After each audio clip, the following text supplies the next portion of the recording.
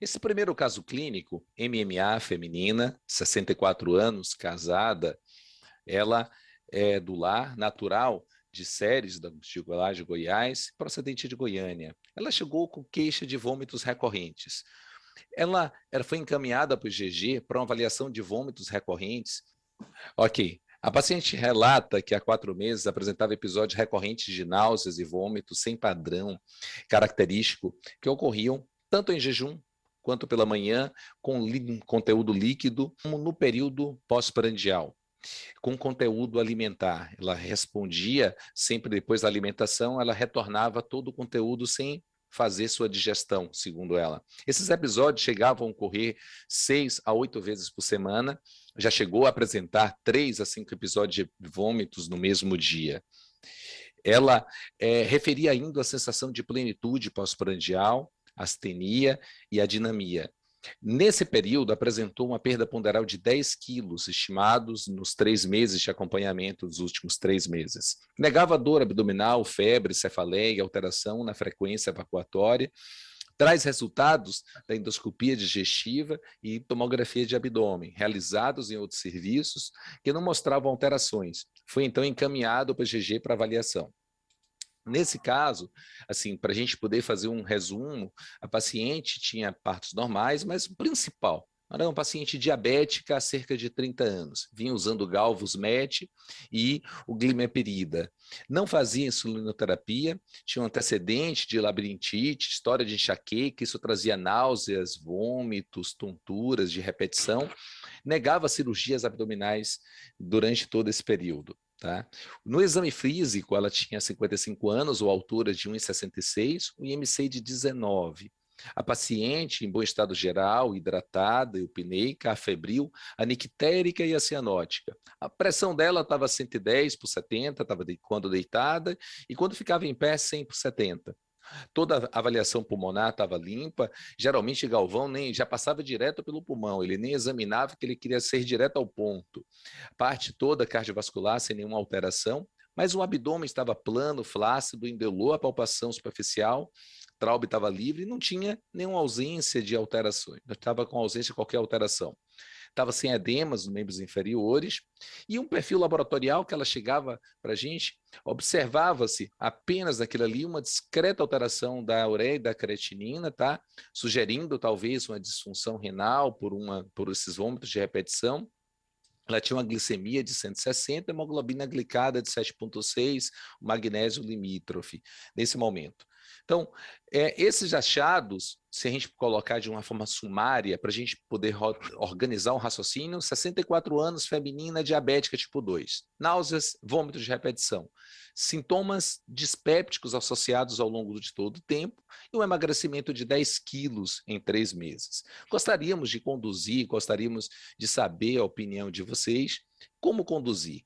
Encaminhar para um endócrino e para nutrição, prescreveria já antieméticos e procinéticos, solicitaria uma endoscopia, solicitaria uma ultrassonografia abdominal, ou faria todas as alternativas, tá?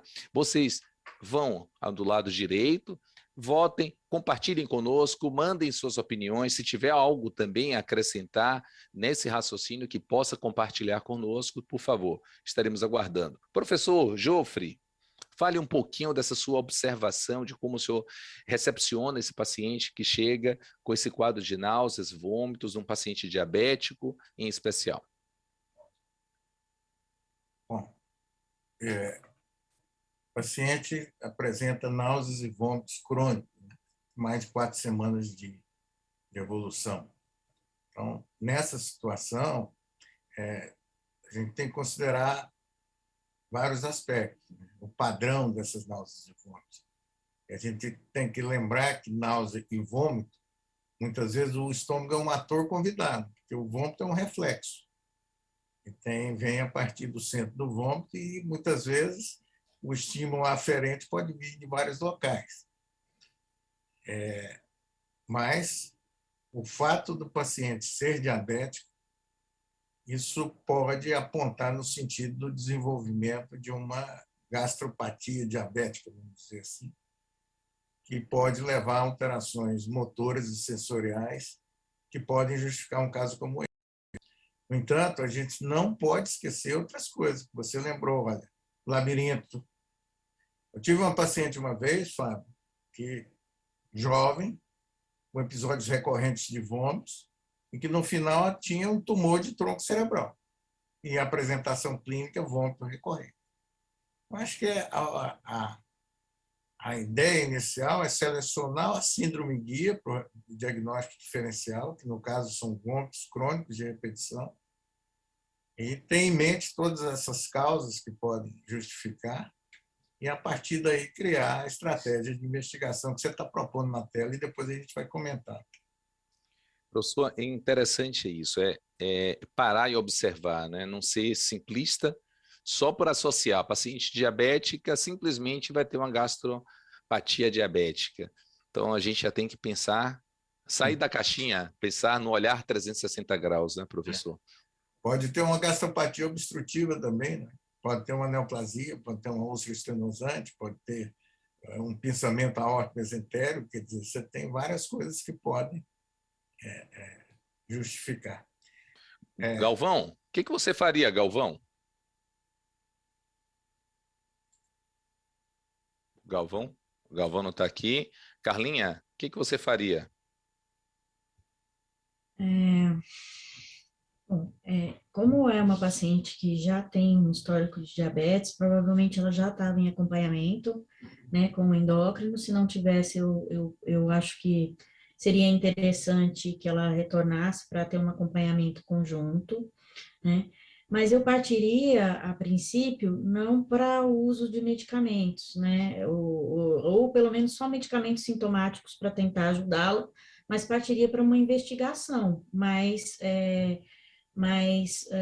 no intuito de fazer o diagnóstico da causa, né, das náuseas e dos vômitos, não simplesmente tratar com o sintoma, mas tentar diagnosticar a causa.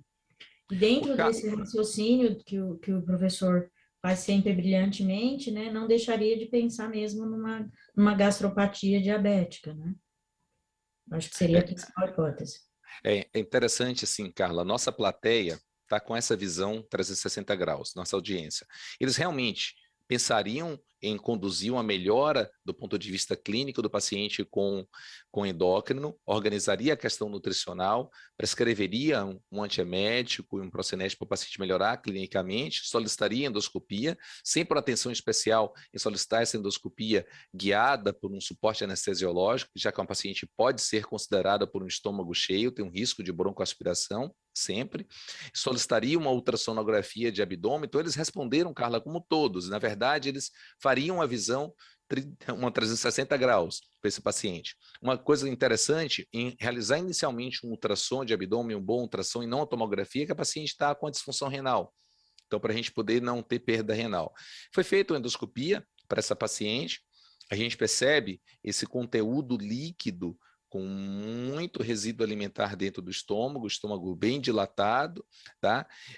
Foi feita toda a aspiração, segurança, o paciente foi feita com toda a preservação de vias aéreas para ela, não tinha nenhum fator obstrutivo antropilórico, tá? E apesar disso, o esôfago estava preservado.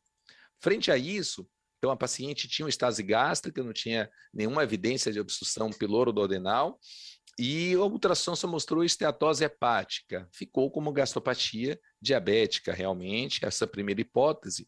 E pensando no estado da arte, professor, no racional entre o uso de possibilidades da gastropatia, a gente sabe do nosso dia a dia que a gente utiliza nossos procinéticos, muitas vezes com toda a limitação que eles têm, mas assim, o que o senhor percebeu ao longo desse todo o tempo para trazer para a gente? Nossos colegas da audiência, gostaria de saber também a opinião de vocês sobre a meclizina, um antiemético já de longa data com potência maravilhosa, às vezes a gente esquece deles.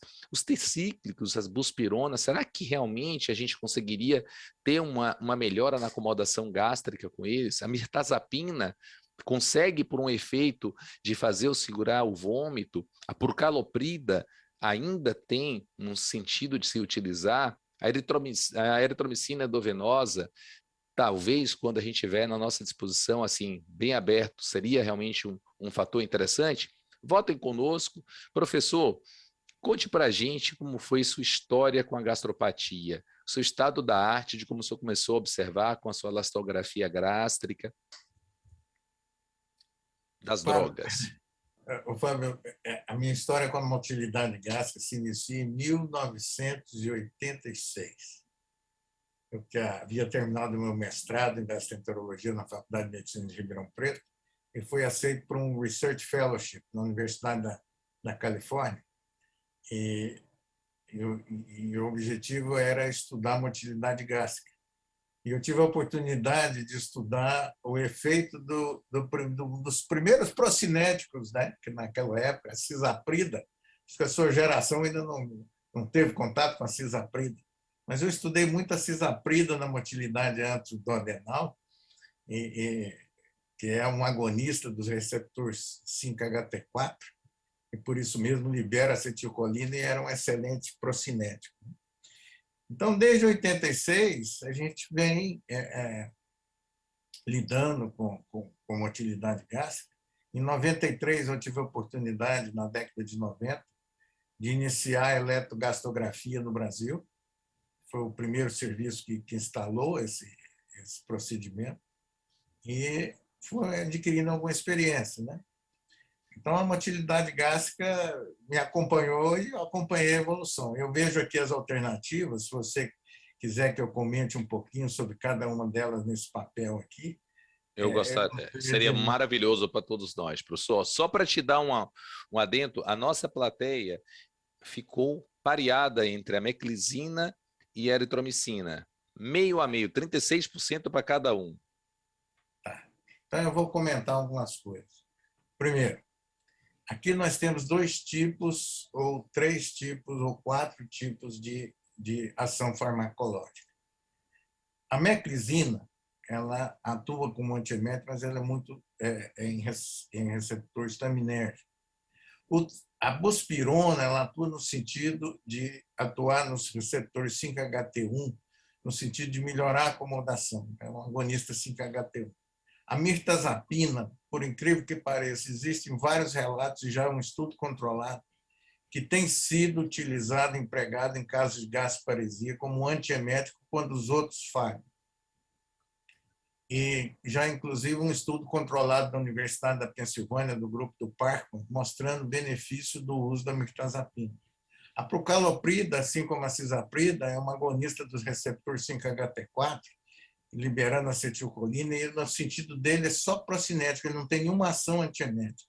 O grande problema da procaloprida do nosso meio é custo, né? E a eritromicina, ela tem um problema ela é um agonista que mimetiza a motilina e, na verdade, tem muito taquifilaxia. Então, praticamente, a gente não usa muito no dia a dia. O que a gente usa mesmo no dia a dia não está aí, você não colocou, mas é aqueles habituais que nós falamos aqui. Né? Porque o habitual a gente já sabe, professor. A gente quer aprender com o senhor isso aqui. É o pulo do gato. Você quer dizer o pulo do gastro, né? É o pulo do gastro. No caso do pulo do gastro, eu tenho usado muito mirtazapina nesses casos. E é uma coisa impressionante a resposta que a gente tem. Até porque é anti-náusea e anti-vômito. Olha, pode dar um resultado interessante desses aí, nesse sentido. Ok? Tenho utilizado também, professor, mirtazapina, sempre começando, assim, um adendo para aqueles que estão começando, começar com a dose bem lenta, 15 miligramas, né, professor? 15 miligramas, sempre à noite. Sempre à noite, tá? A meclizina, Cal também pode falar um pouquinho sobre ela, Cal que estudou muito a meclizina nos últimos tempos, fala um pouquinho, Cal, para a gente? Na verdade, a meclizina, ela vai ter uma ação, como o professor mesmo falou, né? Ela é um antistamínico, que tem uma ação também em receptores muscarínicos e também dopaminérgico, e que tem uma ação mais específica na náusea e vômitos relacionados ali à região vestibular, né? E cerebelo e quimiorreceptor ali também.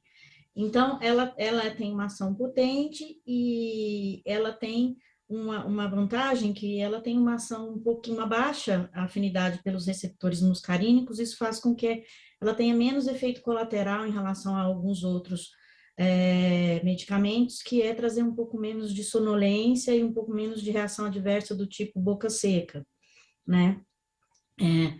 Então, ela é um medicamento bastante interessante para ser utilizado, mas com certeza nesses casos de gastroparesia, me parece que esse pulo do gastro aí da mirtazapina é a terapia de resgate, não é isso? Nos casos que não respondem bem aos outros medicamentos. É fabulosa isso. E a buspirona, eu tenho usado, viu, professor, também, muitos colegas nós temos usado para melhorar a acomodação. É para o paciente melhorar da sensação de conforto, enquanto a mirtazapina está fazendo efeito. A buspirona, Fábio, a ideia exata para melhorar a acomodação, eu tenho usado mais no sentido quando o paciente tem assim, está emagrecendo, não quer comer, tem saciedade precoce, aquele dispéptico nesse sentido. Esse é um 10 miligramas, esse é um grupo belga que introduziu essa ideia, depois um grupo está ali, do professor Tac de Louvain, que introduziu a ideia do uso da buspirona nesses casos de dispepsia funcional, né? Que é um desconforto pós-prandial. E o efeito dela é exatamente no sentido de relaxar o estômago. Então, aqui o sentido não é esvaziar o estômago, é distribuir melhor o conteúdo intragástrico. Exatamente. Nesses casos, né, professor, ela é uma opção interessante, né, porque nesses casos os pacientes têm um quadro de ansiedade, às vezes, muito grande, né, com relação a todos esses sintomas. E ela tem uma vantagem nesse sentido, porque ela diminui também, né, ajuda nesses quadros de ansiedade e não ceda o paciente, né, ele não fica sedado, né, como, por exemplo, com benzodiazepínico, que também diminui a ansiedade, não tem ação sobre o estômago, sobre a acomodação gástrica, né? Fábio, você colocou os remédios que fazem bem. Agora, deixa eu comentar uma coisa, que é remédio que faz mal para quem tem esse tipo de problema. Eu comentei isso na SBAD, foi um tema que a Carla acabou de comentar. Você sabe que metade dos pacientes do estudo de registro norte-americano de gasparesia, principalmente gasparesia idiopática, que tem dor, em uso de opioide. E o uso de opioide piora mais ainda a situação de bloqueio de motilidade gástrica e piora a estase gástrica. Lembrar disso. Verificar sempre esses pacientes se estão ou não em uso de opioide, para opioide com efeito analgésico. Professor, o senhor poderia mostrar para a gente o que esperar de um estudo de cintilografia? Como a gente saber interpretar, como a gente saber pegar esses dados de forma mais interessante para a nossa prática? O estudo de cintilografia gástrica, que hoje é um padrão ouro para você estudar esvaziamento gástrico, ele tem dois aspectos. Você pode medir vários pontos ao longo dessa curva e quantificar a retenção percentual da refeição que foi dada. Uma coisa que varia é o tipo de refeição que é dada de serviço a serviço. Nesse diapositivo que você coloca, a refeição padrão é aquela preconizada pela Associação Americana de Motilidade e de Medicina Nuclear também, que é pão, marca com tecnésio o ovo, a clara de ovo, é um sanduíche de pão marcado com tecnésio, faltou uma geleia aí e um copo com água. Aí se toma imagem anterior e posterior a cada hora, durante 4 horas, e você observa não só... Aí é um detalhe curioso. Você pode observar, Fábio, não só o esvaziamento como um todo, como você pode dividir o estômago em 2, distal e proximal. E você tem uma ideia da acomodação avaliando o tanto de alimento que fica no fundo gástrico logo no início, nas primeiras tomadas, ou na primeira medida. E aquilo você fazendo uma relação percentual com o que tem no antro, você tem uma ideia da divisão, né, esvaziamento distal e esvaziamento proximal. E dá uma ideia tanto de acomodação e de esvaziamento. O importante é que o esvaziamento gástrico em si é uma medida de fluxo, mas ele não determina exatamente qual que é o problema eletromotor que está acontecendo. Se tem mais problema no piloro, se tem problema no antro, se tem problema de acomodação em conjunto, ou seja, é uma medida global. Ela simplesmente indica, aqui tem um problema. Tá bom? Perfeito. Vamos seguindo. Então, para esse retardo, professor? Retardo de esvaziamento gástrico. Então, para esse tipo de refeição, nós consideramos que com 60% de retenção com 2 horas acima disso, ou mais de 10% da refeição com 4 horas, é diagnóstico. É diagnóstico de gastroparesia. Para você utilizar esse termo hoje, com esse diagnóstico, você tem que ter uma síndrome clínica compatível com essa dessa paciente, que tem sintoma dispéptico, onde predomina, sobretudo, náusea e vômito, e documentar esse retardo de esvaziamento gástrico. Ele pode ser discreto, moderado, acentuado ou muito acentuado, dependendo da estase, da intensidade da estase. Agora, algo que precisa ficar claro é que a intensidade da sintomatologia não tem uma correlação perfeita com a intensidade da estase que é documentada.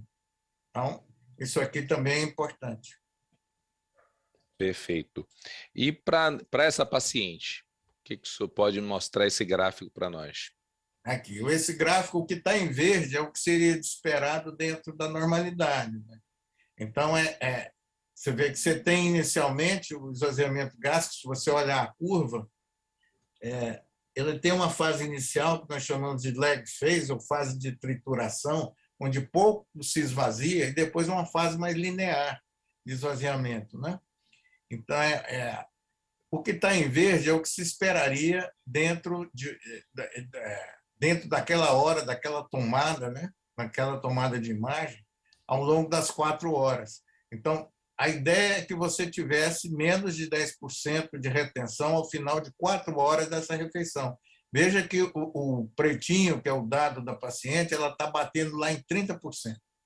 Então, isso aí já define que nós estamos diante de uma gastroparesia diabética. Perfeito, perfeito. Vamos adiantar. E para esse, como a gente poderia classificar, professor? Aí está o outro pulo do gasto. Quer dizer, vejam que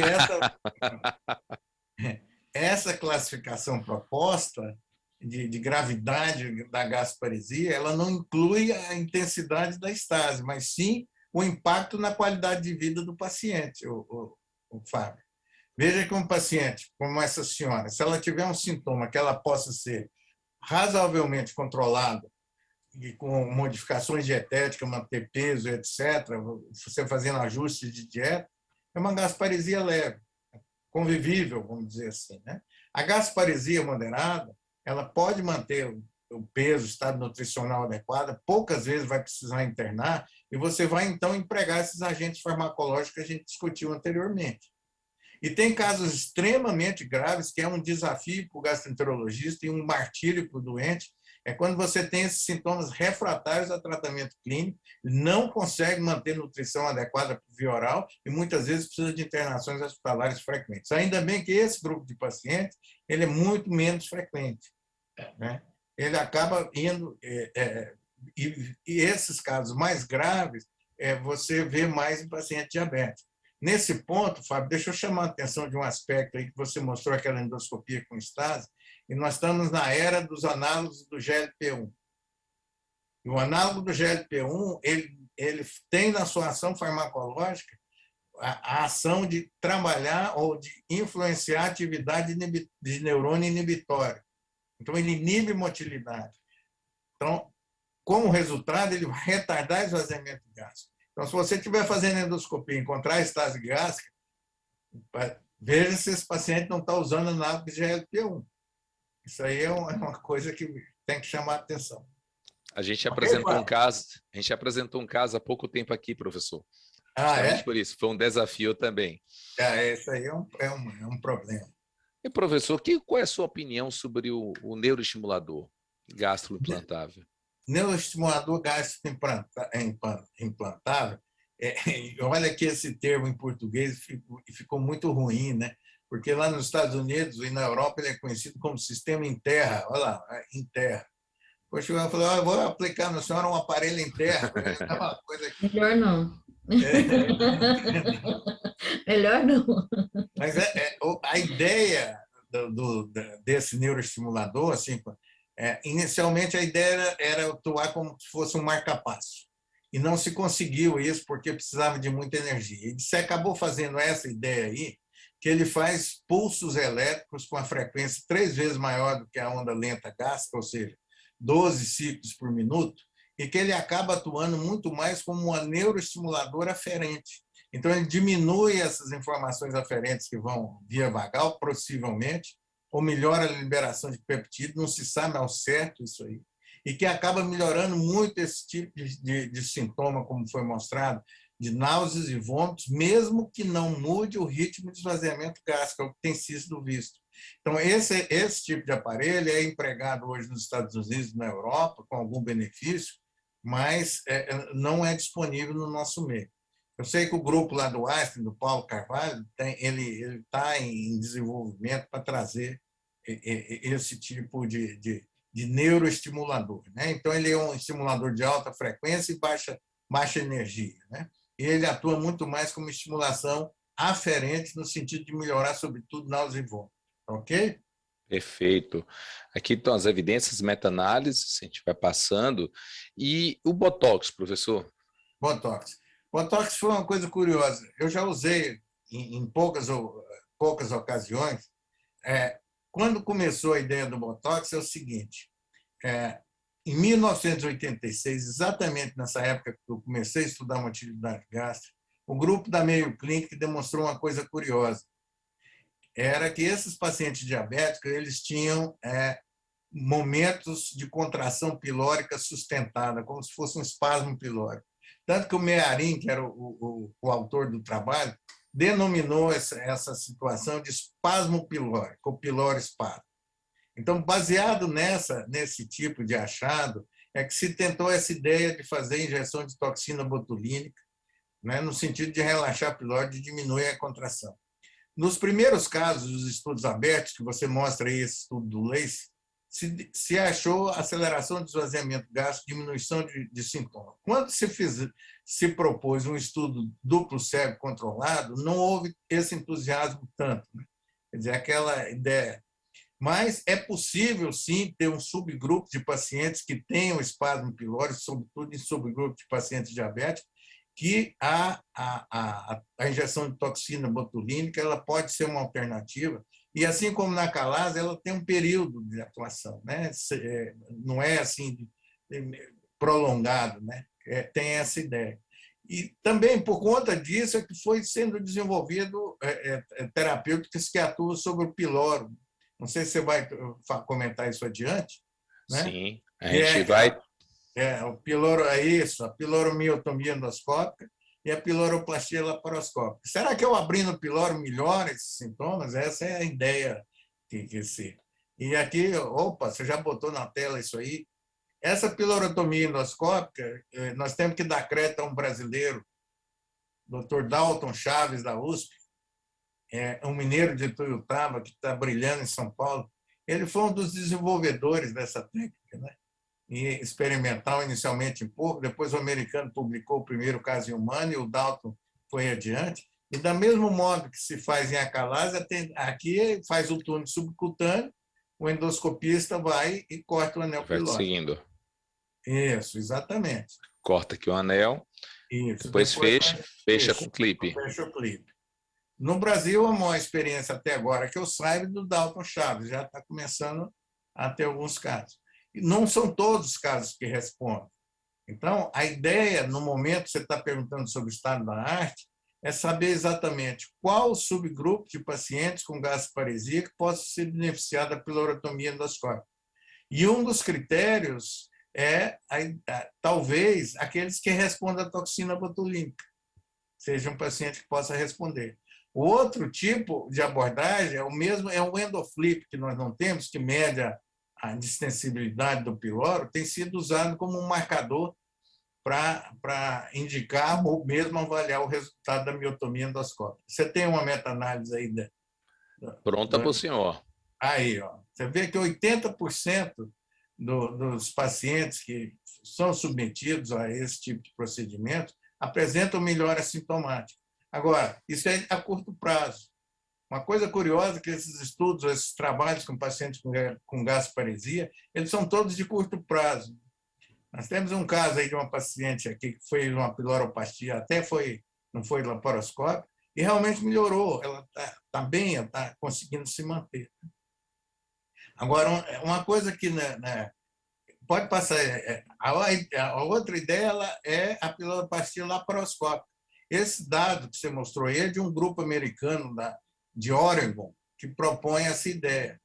Olha, veja que isso é 2011, a pilorotomia endoscópica ela surge a partir mais no final dessa década, né? 2014, 2017, e agora 2020, 2021 explodiu, né? E tem muita meta-análise. Agora, não tem nenhum estudo de longo prazo ainda para a gente ver. E esses pacientes, realmente, os mais graves, são os sofredores. Tá bom? Perfeito. Então, professor, fechando, um quadro clínico sugestivo de gastroparesia, confirmar o diagnóstico, pensar precocemente, olhar 360 graus, não esquecer de outras possíveis causas, mas determinar provável causa etiológica, avaliar tal gravidade do paciente, como o senhor colocou ali, e a gente poderia, de um braço direito, colocar os medicamentos procinéticos e os antieméticos que a gente tem hoje disponível. Infelizmente, a gente não tem mais a nossa cisaprida, mas o que a gente tem hoje no mercado. Uma orientação dietética bem orientada para isso, um controle glicêmico e hidratolítico que deve ser perseguido, não é, professor? Isso é algo muito importante, que é o controle clínico do paciente, um suporte nutricional quando necessário, quando a gente não consegue reverter pela jejunostomia. Qual o limite, professor? Quando é que a gente consegue saber assim, olha, eu tenho que entregar para jejum para esse paciente? Quando ele não consegue manter nutrição oral, é assim, que está com vômito extremamente frequente, não consegue manter nutrição oral. E uma das saídas, nós temos duas opções aqui, e eu já utilizei as duas. Por exemplo, serviço público. Muitas vezes você não tem aquela sonda ideal, que você pode pôr como se for por sonda gástrica e colocar lá dentro. Exatamente. E tem uma que eu não sei exatamente o fabricante, me parece que é a marca, que ela é uma sonda balonada, não é por tração, não é igual a Ponsky, você põe por punção, e que é balonada e você consegue deixar a sonda lá adiante para alimentar, e tem um orifício dentro do estômago para descompressão. Então, ela fica como se fosse um three-way ali fora. Boa. Então, isso eu tenho utilizado, eu já utilizei em alguns pacientes. E a outra opção, que é um caso que a gente fez lá no Hospital das Clínicas, que quem não tem cão caça com gato, né? Então, fez a jejunostomia ainda por laparotomia. O doutor não tinha nem condições de fazer por laparoscopia e a técnica cirúrgica, e deixou uma sonda de descompressão do estômago. Então, isso é uma ponte, né? Agora, uma coisa que pode ser feita nesses casos mais graves, que foi discutido agora no SMAD, foi até uma ideia que surgiu, mas olha, se vai usar a jejunostomia para nutrir o doente, se vai abrir ou se vai fazer laparoscopia para colocar essa sonda para nutrir, já aproveita e faz a piloroplastia. Aí, se o doente melhorar, depois você tira a sonda e mantém a nutrição oral. Fica essa dica aí, esse estado da arte. Né? Perfeito. Eu espero que vocês não encontrem muito esses casos graves. Né? Mas, professor, sua mensagem. Oi, tá aí? Então, essa ideia da gasparesia é um conceito, e esse conceito vem sendo muito desafiado. Né? O que é gasparesia, o que é uma dispepsia funcional e até onde essas coisas se misturam. Mas a gasparesia é uma síndrome. Então, você tem várias etiologias que podem levar. Ela é associada a um retardo de esvaziamento gástrico e distúrbios abdutores gastrodenais. Ela deve ser considerada no diagnóstico diferencial dos pacientes com dispepsia, sobretudo naqueles casos que vêm com muita náusea e vômito persistente, indicando um possível distúrbio motor gastrodenal. Constitui-se condição clínica crônica e, por vezes, debilitante, e que pode afetar expressivamente o estado nutricional, a absorção de medicamento e qualidade de vida. Esse caso que o Fábio apresentou é um caso leve, né? O diagnóstico se confirma com o estudo quantitativo do esvaziamento gástrico. O que nós temos de recurso farmacológico foi discutido aqui, novas medidas vêm sendo desenvolvidas, incluindo aí a pilorotomia endoscópica, a estimulação elétrica gástrica a gente não tem, mas ela continua sendo, até hoje, para a gente, Fábio, um desafio ao gastroenterologista. Com certeza. Perfeito. Que banho, hein, Cal? Que banho. Que Podendo ir banho. embora, professor. A não ser... Maravilhoso. É bom Não me demais. canso de ouvi-lo. É perfeito, maravilhoso.